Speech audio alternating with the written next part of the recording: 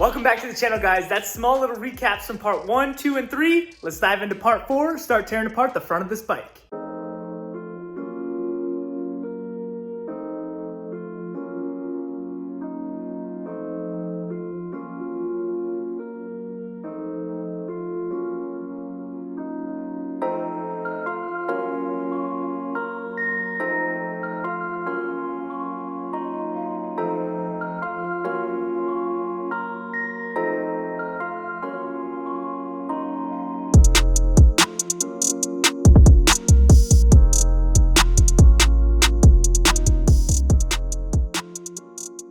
Wow, are you guys seeing this? This thing is actually cracked in multiple spots. I didn't even see this to begin with. Good thing I'm changing this thing out. Somehow when this bottom clutch cable guide broke, it cracked this whole thing in half. I guess I couldn't tell with that screen in the way. But man, this thing looks cool without the fairings on. These little like rhino horns look sick on the sides. I mean, this bike just looks so good, except for the rear. Basic dash plug. This thing is tiny compared to most bikes. We got your turn signal plugs on both sides. And then this big module, which is actually really light. You had to move that module out of the way to get the 3 screws in the back for the screen to access the 4 bolts underneath the screen. So it definitely is a little bit more complicated than most. And the main reason I was changing this out was for the little clutch cable guide. Nothing else looks cracked. So let's clean this front up, slap on the new bracket.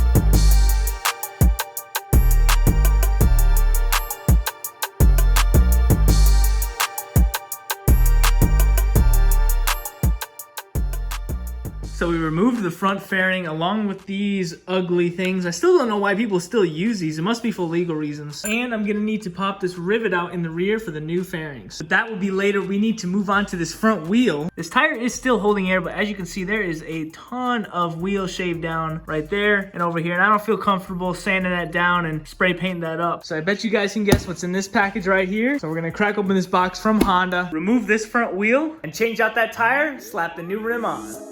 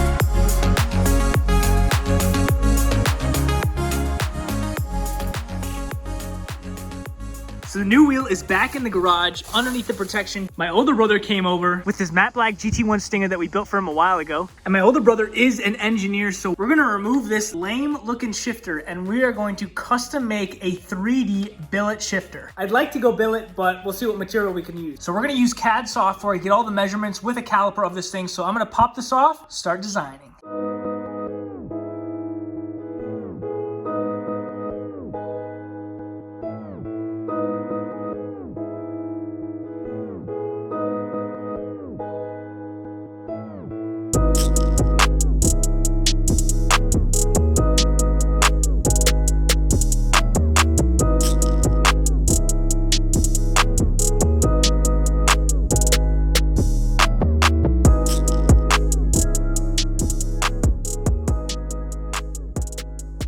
So that was my engineering big bro and me doing some measurements on that custom shifter. Hopefully we can make something work, make something custom for this beautiful Fireblade. So my brother knows how to use 3D CAD on his laptop at home. So he's gonna take that shifter back to his place, work on it, and next week he'll have some designs, get to talk about it and show you guys what we come up with. But now we got rotors to put on the new front wheel and this Diablo Super Corsa SP tire and rim to put on the Fireblade.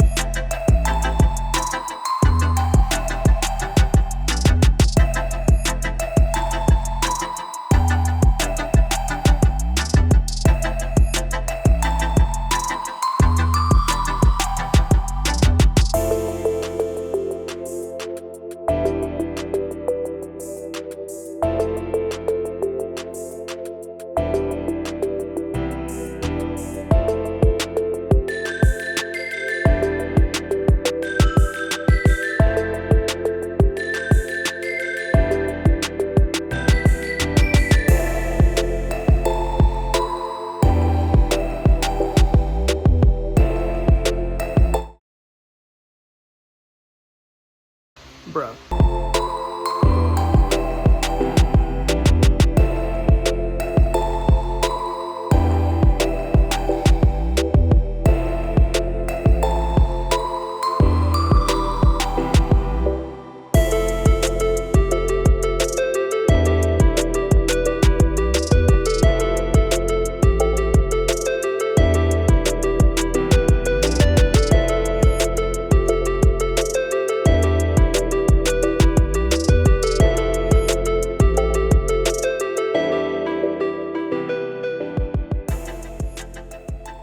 So we popped off the gas tank on the Fireblade. Super simple, quick disconnect, just like the S1000RR, and one plug for the fuel pump, special little connector. And it's just chilling over here because we got some special color changes for it. And you guys still may notice that there is a dent on the side here, and I'm gonna try to PDR this. We'll see how that goes. But anyway, back to my brake lever issue. I was looking through my old levers and I found my 2021 ZX10 OEM levers that I swapped out when I installed these sweet ASV levers with Ben. And if you look real closely, they're almost identical to the Fireblade levers. They're basically the same shape, but they have a different knob on the front. And the ZX10 is glossy and the Fireblade is like a matte gloss. I'm assuming Kawasaki and Honda ordered the same lever from Brembo because they are Brembos and they just got them in gloss and semi-gloss. And the ZX10 has the piece we need, but if we take this piece, it is smaller than the Fireblade attachment. This just slips right in here with no resistance. On the Fireblade, you can't slip it in through the top because it is too small. You have to pull this forward and slip it in sideways. So man, that is unfortunate. I was really hoping to use this, but it looks like this slot is a larger diameter, so I really shouldn't use this because if this pin falls out while I'm riding, I have no brakes in the front. And you might be saying, CJ, just use the ZX10 lever for the front. Well, I would, but again, I don't have a pin for this one. Anyway, we'll keep looking. Previously, we got the front wheel on with the new rim. We tightened down the pinch bolts, the axle, the caliper bolts. The rotors are installed with Loctite and torque to spec. A fresh new rim on the front definitely makes me happy. We got some sweet OEM and aftermarket parts on the way. It's basically just assembly time now, boys. Can't wait to show you guys what we got for this thing. And here's a little sneak peek. We'll catch you guys in the next one.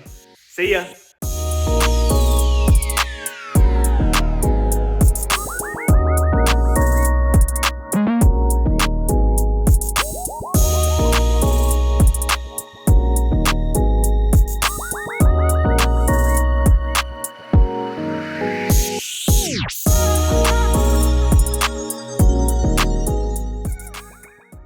Now for some more bonus content. Here's my brother Butterbrickle, and we got him an e-bike. He wants a motorcycle license. I said no way, so here's an e-bike for him. Let's crack it open, show him what we got him. There's no way I'm letting him ride bikes. Too dangerous. We don't need two people flying off cliffs.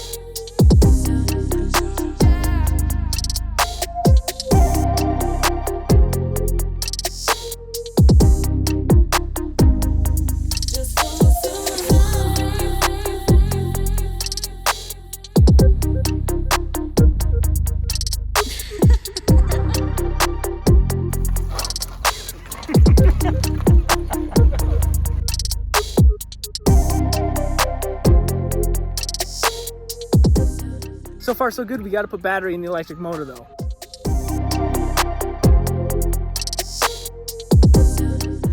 Please charge the battery 6 to 8 hours. All right, see you tomorrow. All right, it's the next day, full battery, turn her on, and then hold the M button. Oh yeah. All right, we're in eco mode, let's change that. Eco STD. What the heck does that mean? And power mode. Oh yeah. Let's start off with eco. Yeah, eco mode.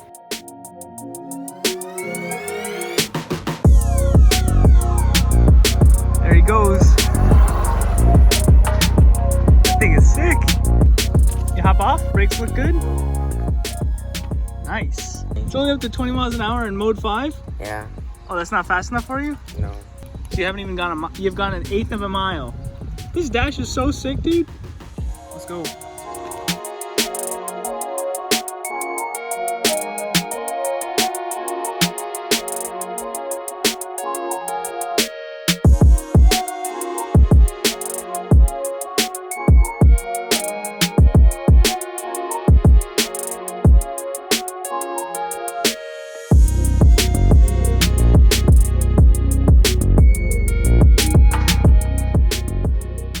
This bike is from Eco Trike. This is the Bison Super Bike with the big wheels. Cheers, guys.